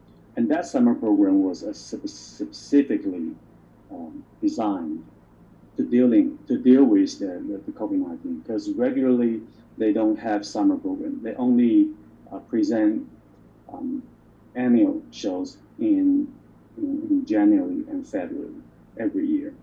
But this year is so special, so they create a new program for summer because they were expecting the reopening is coming up, will be in summer. But unfortunately, in the early May, on our last meeting, with Taiwanese team and Rotterdam team, we both agreed to postpone the show to next year. And so by this page, you can see they already announced the dates of their next edition. It will be in next January 26th to February 8th. But the content in this page, you'll see this is for their summer program. The program is called Art Directions. So they cancel most of the performance or exhibitions in this program, but they keep only 4 virtual reality movies. So basically, I would say it was not planned as before. They just give up most of the physical activities. This is quite tough to do the decision, I believe. But this is how we are facing it. And for next January, who knows? Personally, I would not guarantee that everything will be that okay as we predict. Maybe the so-called third wave of Delta is coming as well. So, but now I'm going to introduce the production and also how we prepare the plan B for that. The revenge scenes was based on my previous works called Women's Revenge, which is a multi-channel video, which revisit exploitation film in 1980s Taiwan, when the country of Taiwan was still under the martial law, the so-called military governance era. So this is a kind of special genre. We copied the genre from Western Hollywood system, which is described as a kind of exploitation genre, and could be women, could be black, or could be a war. So in Taiwan, this kind of cheesy cow film or B-budget B-movie, low-budget B-movie was very welcome in the early 1980s. It's a very strange phenomenon. So these works try to revisit this kind of exploitation tradition. So the next step of the video installation was the multi-performance for revenge scenes, produced by artist Chen Xianyu and I, and we premiered the show a few months ago in Taipei, and it was a show utilized live streaming and augmented reality, so-called AR, and also machine learning technology and other kinds of Wi-Fi technology, internet technology, and we try to lead the audience back into history of the social realism films in Taiwan and the exploitation entertainment tradition in the 1980s. And we think there was an invisible link between this kind of cow films from the old days and also between this kind of film and also the nowadays live streaming or social media behavior. We thought there is a similarity behind a human being and our desire. So this is how we started, and we decided we designed a TV broadcasting like environment. It was there is a TV wall, and there is the circle stage with green color, and so the ambience is very TV show phenomenon. So the audience will allow to be walk around in the space, and they can live screen for us. And we also create a customized app for them. They can download the app. They can have AR animation effect, subtitle effect, some specific TV movie effect like explosion, bloody spreading, and weapons, sort of that kind of game, TV, computer game or Hollywood movie effects, something like that. So when they broadcast the show for us, we can also gathering their signal to the console. This is how it works. This is the technology diagram of our show. We have a physical space with human performance first, and then the audience will have their cell phone with them and with the app, and they will broadcast for us and raid their Facebook account, and then their friends will be allowed to watch the whole live performance online, of course. And they Facebook, also Instagram or Twitch, ideally. And then the console created by our extension will be reconstructed, and we deployed all the video sources, footages on the TV wall, physical TV wall, in the same space.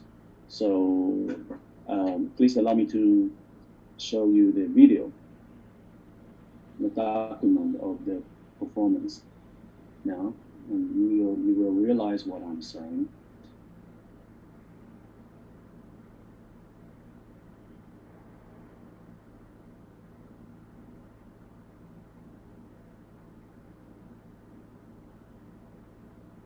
So in DAC, Digital Art Center Taipei, they have a main gallery. It's a white cube, and then audience were walking into the space before the show, and then the human performance will appear. They have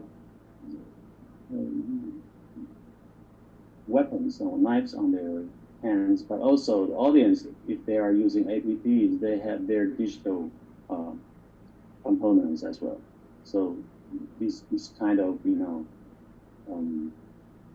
mixed reality as well.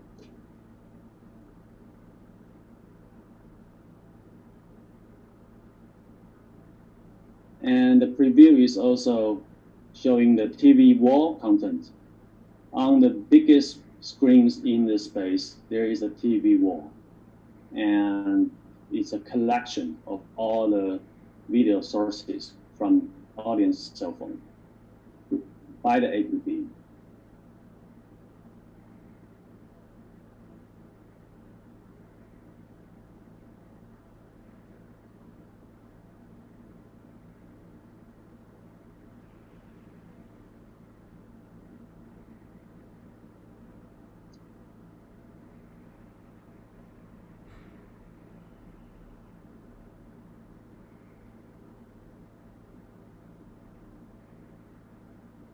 They also have subtitle function.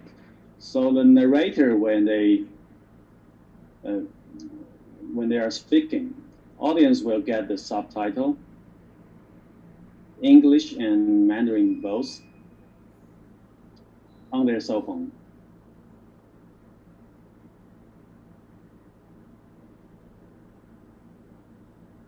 So the machine learning technician help us to make the face tracking, so they can remember actors' face. They will learn, the program will learn how to distinguish the specific faces we want.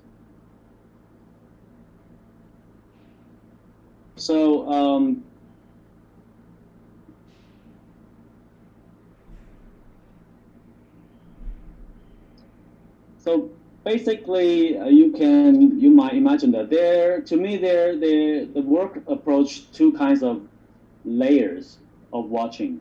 One is human performance, a physical happening. And the second layer will be a live streaming, or second layer will be a augmented reality, the AR effect, which was like a computer game. You can evacuate by yourself, or you will be evacuated by our console. So they are the second layer. And the third layers will be the live streaming. So you can share, you can broadcast the whole performance to your friends. So what they are watching, what they were watching are a bit different from you, because they only watch your screen. So you share your own point of view only. Every audience had their personal angle and point of view, and the way they move, the angle they choose were different from others. So the fourth layer will be the collection. As you can see now, we have at least in DAC, because of the technology limitation, we can only have 5 channels in the same time. Because of the internet environment, the speed of the signal is not fast enough, so we limited that. But this is the fourth layers. So there will be totally 4 kinds of watching and different kinds of experience of the violence. And we try to rebuild this kind of human exploitation film. We try to redevelop that. We can kind of modern dancing or happening. Okay, so and the next I'm going to present the Plan B, which we didn't finish yet, but we hope it will become reality in the future. This is the screenshot from an audience cell phone. So they can have this kind of 3D movie title with the real bodies, real time, during the performance. And this is a drawn by Zheng Xianyu, artist Zheng Xianyu, one of our artists. And this is clearly show the logic, how central computer console control all the signals, and audience using cell phones, and they send their signal back to the net to create, and then the console will deploy all the signal to other departments. And this is how the console looked. Actually, it was a computer program, and with 3 people only. One control the subtitle, one control the augment reality animation, and another one is doing the collection of TV walls. So basically, 3 of us can do most of the things. But of course, we have one more engineer, artist, who control the light. And this is artist Zheng Xianyu. He's trying to figure out something during the performance. And congratulations to him, he just won the biggest art prize today in Taiwan, Taixing Art Prize. A very talented guy. So this is the way he drew for Rotterdam Film Festival to offer a Plan B. It looks not that different, but basically the idea is simple. If we can control the show like this, and during the show in Taipei, you can always imagine this team was just beside the performance space. We were in same space, but the signals, all the images, internet, they are cited. They are not real, right? We are using internet technology to control everything. So why should we go to Rotterdam? So even today, the Netherlands government just announced that Taiwan will be in their list of safety countries. So which means we can travel there easily, easier than before. But still, there are so many unpredictable risks and costs in the future. For example, if we ship the whole team, the performers, artists, to Netherlands, then we will facing the very serious issues, the budget. Because when we came back to Taiwan, according to our CDC's regulation, we have to quarantine everyone in hotel for 15 days, for more than 2 weeks. So the cost is too much for a production. You can imagine that. So, and also the risk is unpredictable. Most of the Taiwanese, they don't get their vaccination yet, less than I think 15%. So if we move to Europe, most of our team will facing the risk to get infections. So this is why we are concerning. And of course, the Office of Rotterdam Film Festival, they understand that. So this is what we are trying to do. We keep the whole technical team in Taiwan, including myself, the director, all the light designer, computer engineers, stage managers. Most of them, they stay in Taiwan. And we only invite local performers in Rotterdam to execute the show, to do the show there. And it seems very possible, actually, because we will have the similar space, physically similar in Rotterdam. And we have similar equipments, lights, LED lights, and projectors or TV walls, and computer environment, and also the cell phones from the audience, they are the same. So it's modelized. So that makes the show become a remote theater as well. So it will be a very interesting challenge to us. We do the rehearsal online, we do the technical rehearsal online, and we control all the signal online. So all we need is a monitor. Because like every audience, when they watch the show, they use internet, they use their Facebook, and we can do the same thing. So basically, everyone is not there except the performers. Would that be a realistic option? We don't know yet, but we hope if we really need to perform the show next January, and if we will facing the same situation like before, like quarantine issues or the third wave of pandemic issues, maybe it's a good solution, and maybe it's a good example for different kinds of performance or shows or activities around the world. And by this case, what I was inspired was like it is a remote show, and we use signals and programs to build that. So it could be rebuilt in anywhere, logically or theoretically. Basically, it works, I think. And it also reminds me two kinds of old theory.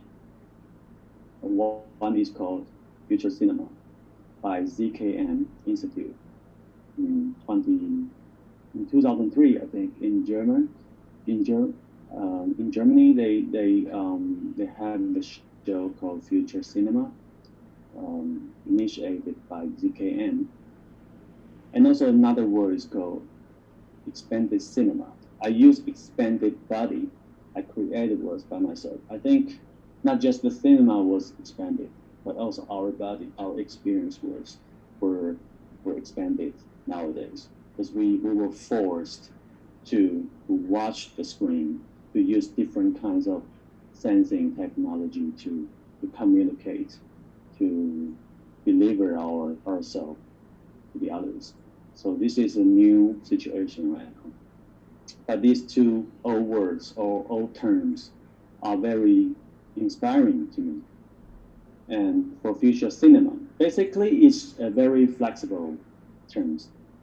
In 2003, when artists they are trying to use a lot of sensing technologies, VR, AR, video installations, programming, video, again adopting. So it was nearly 18 years ago, but ironically, now we seems need that more than the 18 years before, because we really need a new model or new mode of cinema. Especially as you can see now in Taipei, we cannot open the movie cinema anymore. So this kind of logic, this kind of creativity thinking maybe will be very useful to us. And also the expanded cinema. It was an old term idea from late 1960s, mostly used in film world, but not in contemporary art. But after 2000, like at Tate Modern, they had the conference and events for that in 2009, and called expanded cinema. They tried to use the word to create a context for those avant-garde filmmakers or course field artists. They try to find a new way to experience images, moving images, or sound. So either future cinema or expanding cinema I think it's they both to be revisit. They worth to be revisit and to rethink again how we can reuse the technology and to expand our imagination and our bodies, our feelings, or to create a new way of communication and a new way of shipping our works to forward. So eventually I would say, I'm also asking myself now, every day, like, can we find a new mode of experiencing? How can we deliver messages, art, aesthetical ideas to different countries without physical moving? So this is my presentation today. Thank you very much.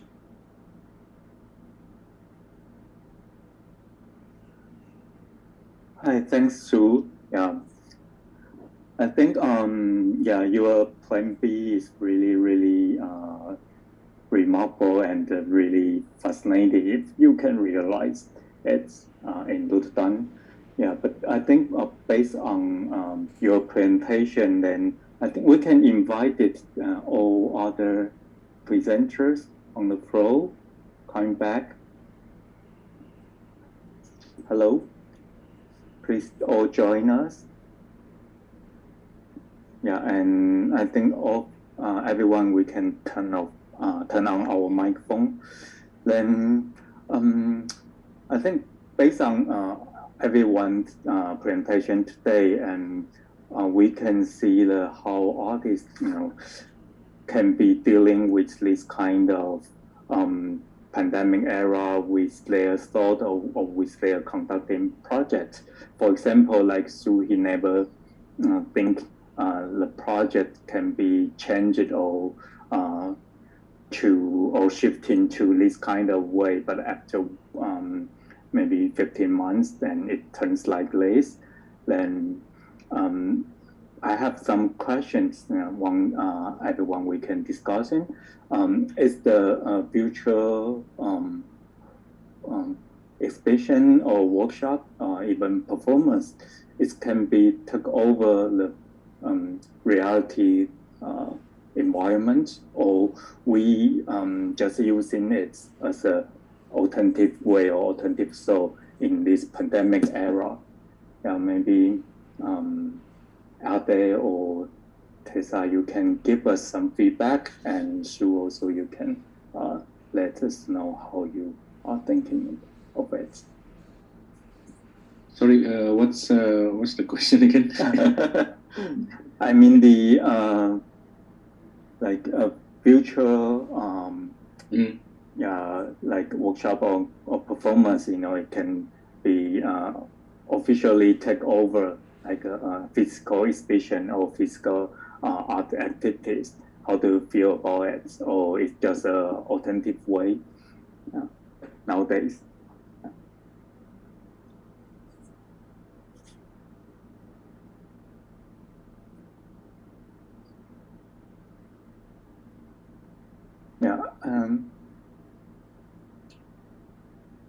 So Tessa, would you like to respond first? I feel that the virtual translations of what we previously did in person can only complement the in-person activities that we have. I feel that in-person events, there is an element there that is not entirely captured by their virtual counterparts. For the past 5 years, I've worked closely with women artists Alma Quinto and Natalie Dagbang, and a lot of our activities were founded on the workshop format. And our women partners also did not have access to technology. So I would say that we still need the physical components of these activities, because if we are to work with communities who do not exactly have access to these technologies, then I think we lose a lot. So, well, that's me. Okay, thank you. And Ade?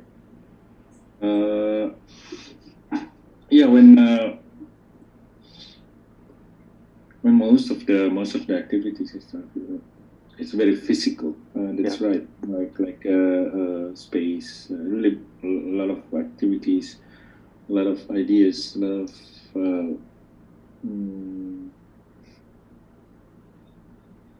transformation, distribution. It's really physical. And then during the COVID time, it's really a lot of time as well to do it online, which is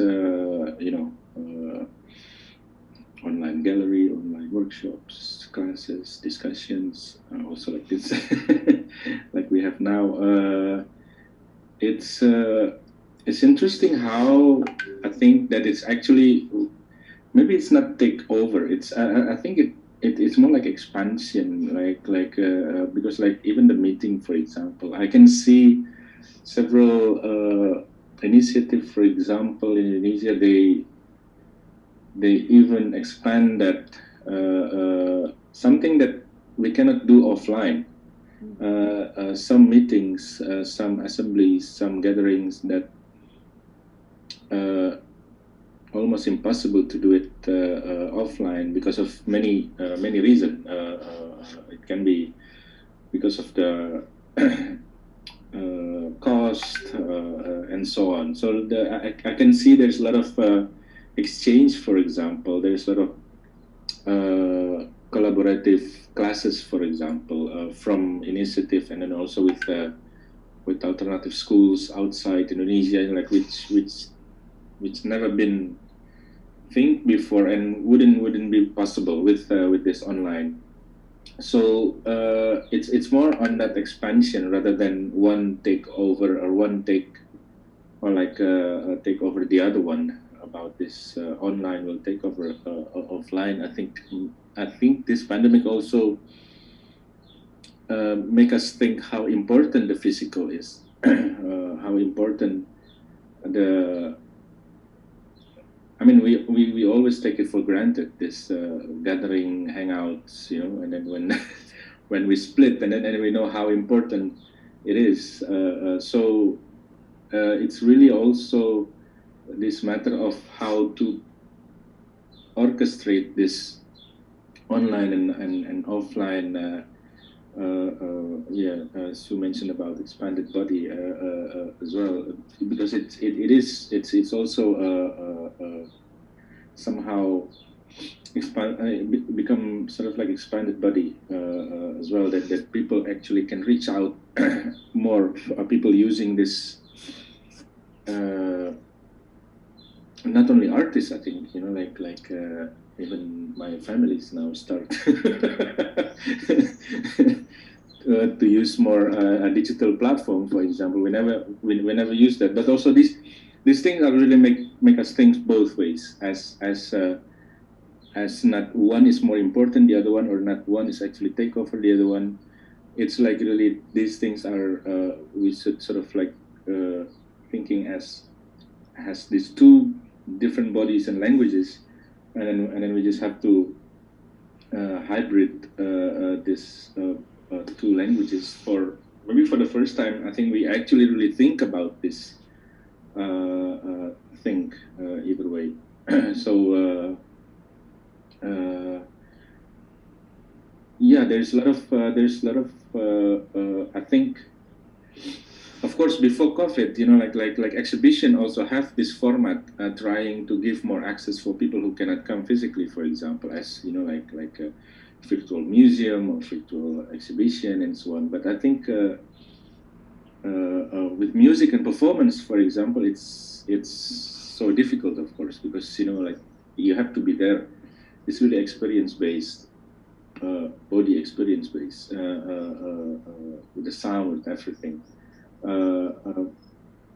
These things also really expand the other language. I think that we try, because before that we kind of see it as a replacement, but it's not. It's not a replacement. It's another language or another grammar that we have to deal with right now, I think. Darkwin, can I add to that? Sure. So maybe the complementarity between platforms can aid in slowing down time. It can aid in stretching time, and perhaps we can be encouraged to work on projects in the long term rather than have a lot of bursts of short-term projects or events, the effects of which we do not readily see, or we're not given the opportunity even to assess what their effects are. So probably that brings us to the question on which the session is founded: what can art be, or what can art do after this time of the pandemic? Yes, thank you. I think I really agree with the Tessa or Ade, what you are mentioned. Maybe we should rethink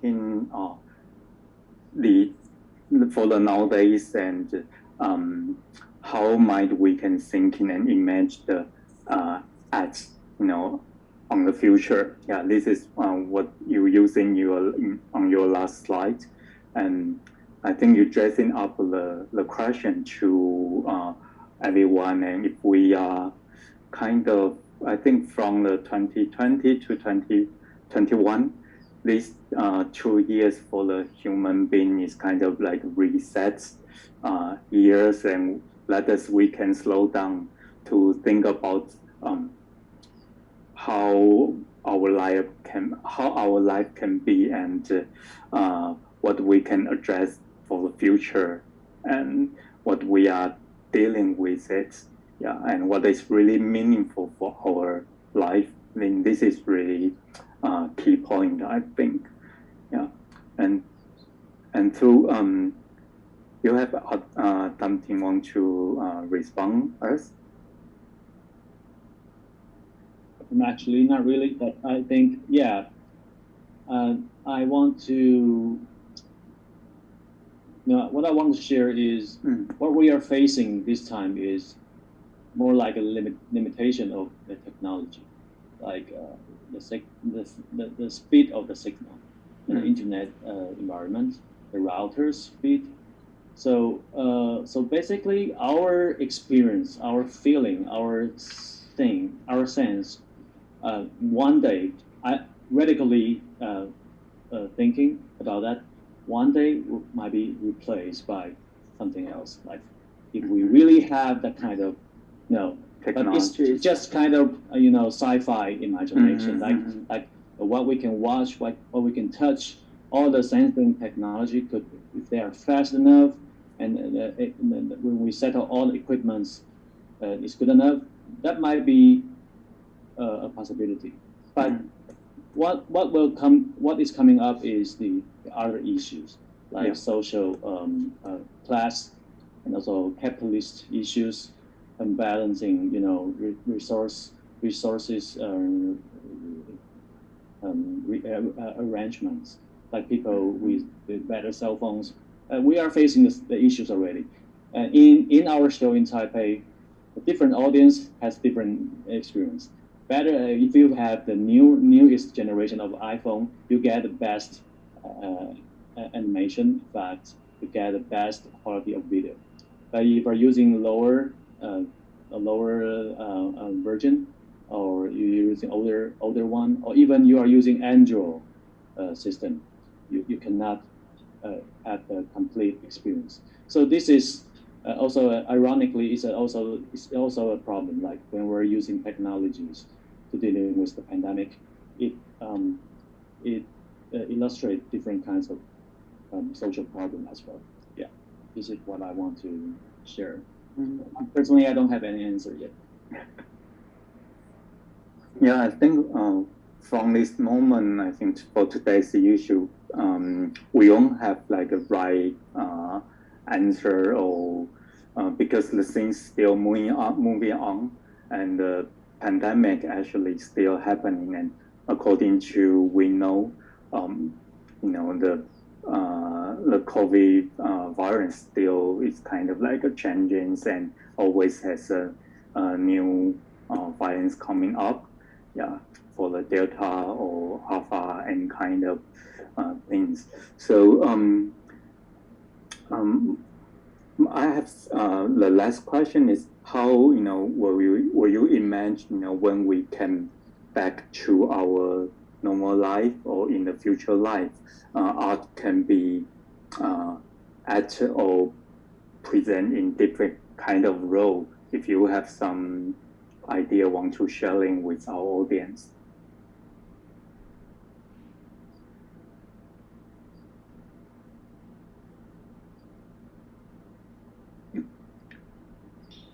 Oh, that's a big question. Sorry for that. Yeah, but it's I think definitely art should change because our life is changed. So I think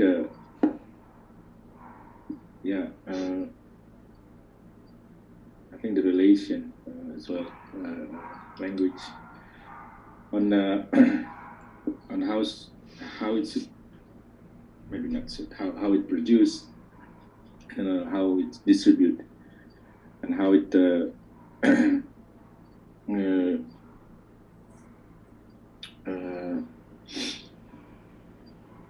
how it can also really relevant, I think, in this situation. I think a lot of artists, institutions as well try to hold that, which is try to hold. I mean, try to still thinking that or still imagining that the situation will come back to normal, that we used to have. I think and hopefully not because this also will really impacted so many aspects in itself, like art scenes, the people who work in the art scenes, institution, and so on. I think it's really should really change the way it's related, the way it's transformed and distribute. The idea of the audience, the idea of locality, the idea of relation with the surroundings, and so on. And I think also the most interesting one as well, I hope, that it resulted a very different speculation and model, because now I think how art and how art institutions should behave or systemized is a very much one dominated system, and I think hopefully this crisis has actually make emerge a lot of different models that it's really different attempt, different models of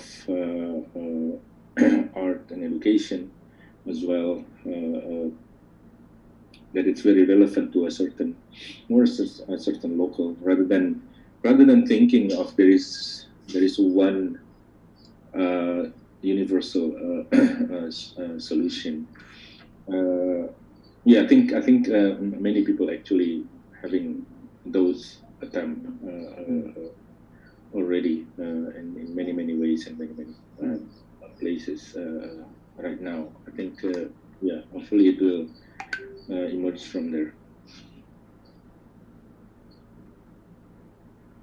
Darwin, can I add to that? Sure. Go ahead. So please. I think in the Philippines, we are always confronted with disasters and crises, as well as other countries in the region. And every time this happens, every time a crisis happens, artists and cultural workers are always at the forefront of the response to the crisis. But I think the more relevant question to ask would be what kind of thinking or what manner of thought, what processes of thinking do we bring to the situation? Because we've been in crisis before, and they only differ in degrees of gravity. But how do we think about it now? How do we mobilize our imagination so that we can fight for what is lacking in the structural support in society, the support that we need? So I think that's a more relevant thing to think on, rather than be imprisoned with this notion of going back to what we thought as normal. I'm sure we've thought about this in the past, because we've also suffered crisis in the past. But where should the reform begin? I think it can be grounded in the way we think, the processes of thinking that we bring to practical encounters. How can this thinking shape the attitudes we bring to the ground? So that's a thought. Yeah, thank you. This I think that's a very nice saying. Yeah. So at the end, I think yeah, due to these COVID eras, we are all alone. Alone in being isolated in our daily life, or we are all feel locked down, for a couple months or years. But in the other world, other things, I think we should have this kind of attitude, so we should have this kind of thoughts. We are alone, but we are together, and together to face this pandemic or the crisis, and we need to keep the faith in our mind. I think that will be the key issues or key so that we can face it, and with this kind of face, then we can achieve a different kind of a challenge. As Tessa just mentioned, in Filipino, in different countries, we all have facing different crises. But I think people from the different islands, we all can achieve it, and we all can go through all it. So this is my last word, and I think our colleagues will have something want to sharing with us, right? Yeah, I just want to thanks to everyone for bringing us an inspiring discussion today. We will release 2 articles related to the 2 forum, so that are written by Nobu Takamori and Huang Yujie. So please stay tuned with BTR Salon.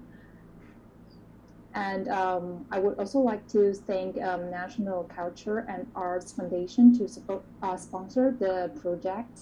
So once again, thanks to all the participants, and yeah, hope we can see each other in person in the near future. So take care, everyone. Yeah, I think Ade, we would like go to Kosovo with you together, and Tessa.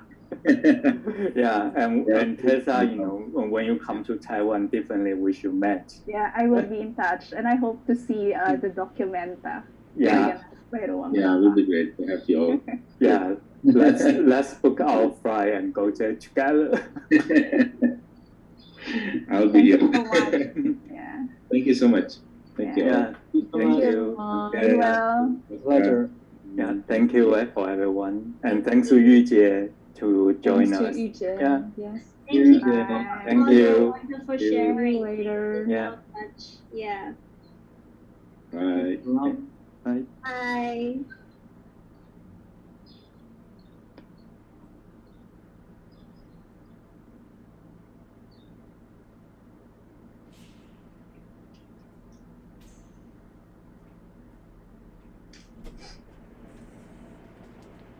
Okay.